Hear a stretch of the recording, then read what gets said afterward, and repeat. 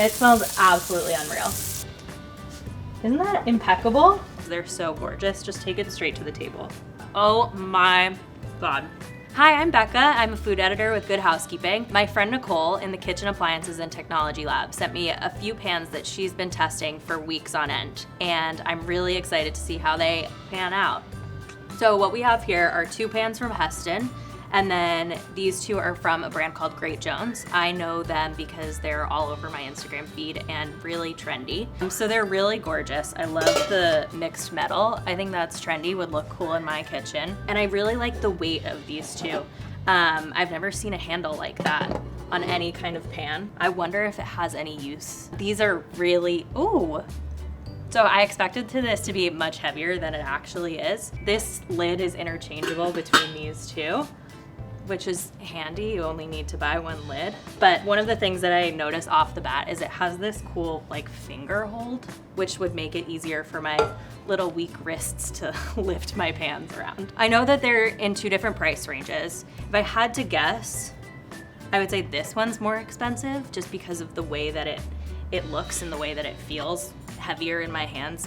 So I'm gonna sear a steak in these 2 pans. They feel comparable. And then I'm gonna make shakshuka, which is a tomato sauce with poached eggs in those 2, and see how it goes. And one of the ways, the best way that we make a steak in the test kitchen is we sear the steaks on both sides and then put them into the oven. And Nicole let me know that both of these are oven safe, so we're good to go. That's what I want in a pan.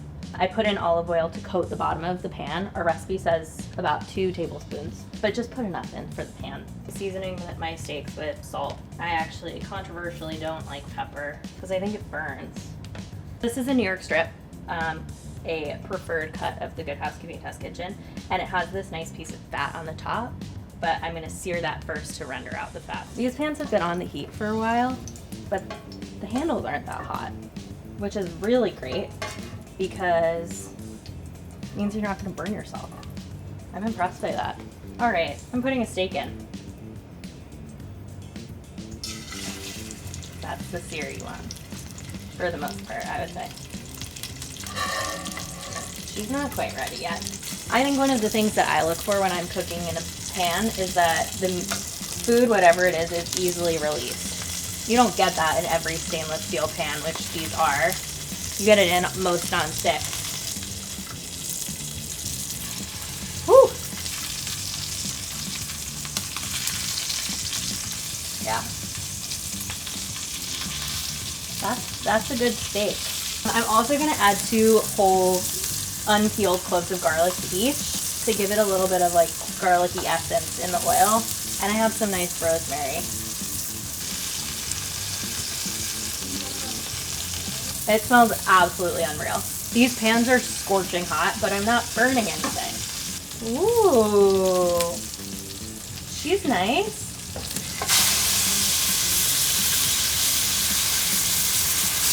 I think both pans are browning the meat really nicely.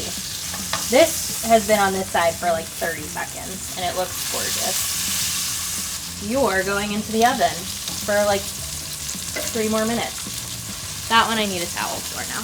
Because it's been turned a little bit, I think that it's been over the heat, but I'm still super impressed by how cool the handles have stayed. All right. Hey, make sure you subscribe to GH and tell us in the comments down below what pans you use to cook at home.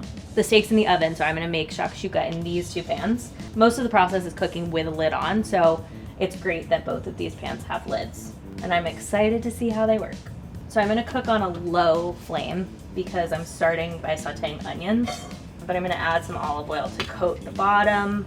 I'm sauteing these with the lid on until the onions are translucent, and I'm adding some salt because I'm going rogue.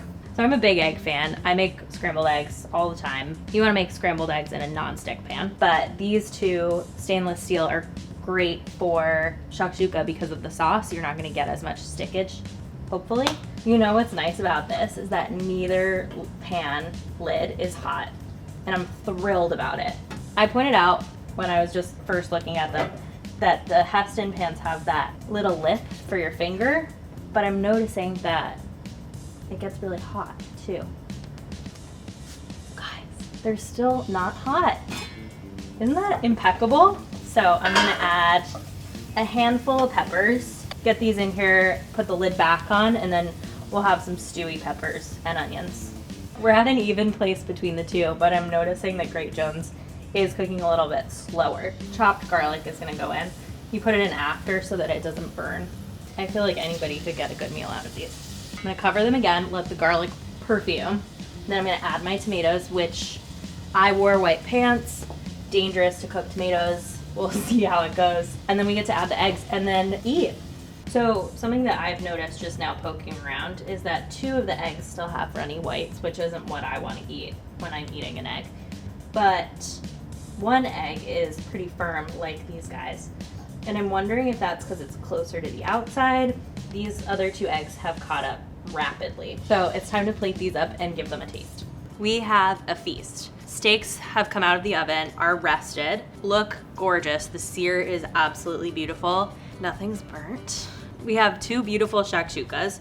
Eggs might be a little bit overcooked, but that's user error. That the sauce is still saucy. There's no burnt action going on. So the pans did their job. They did what they were supposed to. And I am really impressed. You could make a great sauce in there.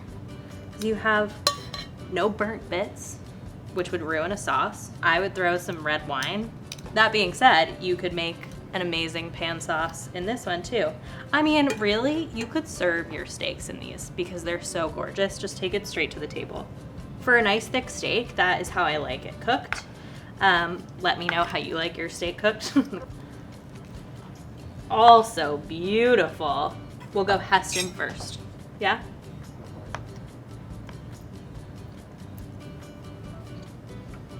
Oh my God. And one other thing that I noticed is that neither steak has the kind of gradation into the middle. Like it's medium rare all the way through, which is a function of the pan's even cooking ability. My skill. Also good. They taste the same. I think both pans rocked it.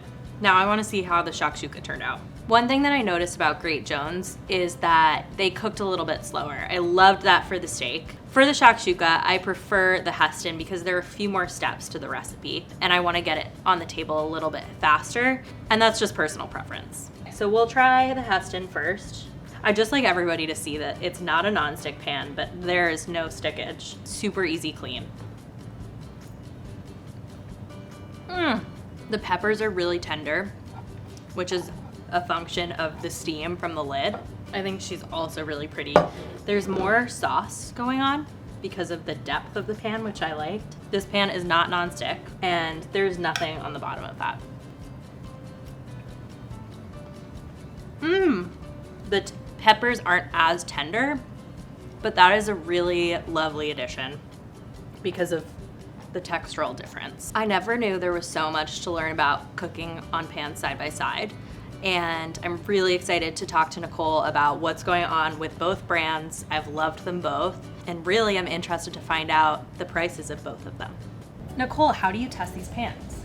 So when we're testing the pots and pans, we like to test a few different pieces. So this way, in our reviews, we can explain what each excels at and really give people a well-rounded evaluation.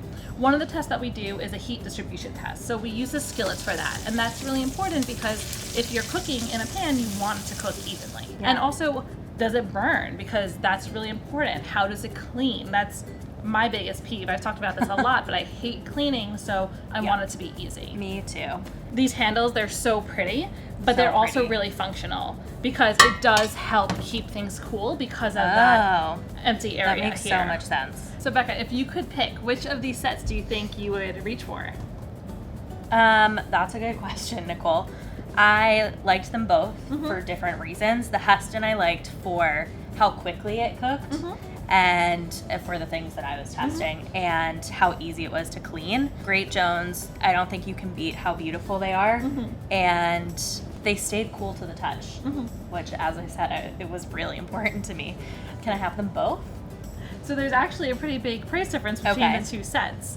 So for a 10-piece set for the Heston, there's $1,600. Oh my God. And the Great Jones for an 8-piece set, including this oval Dutch oven, it's $395. That is a huge difference. I do feel like I'm on the Antiques Roadshow. a good cookware set will last you a lifetime, so it's worth the investment. And that's one of those things that we talk about in the lab is if you're investing in something, cookware would be my choice because it'll last you.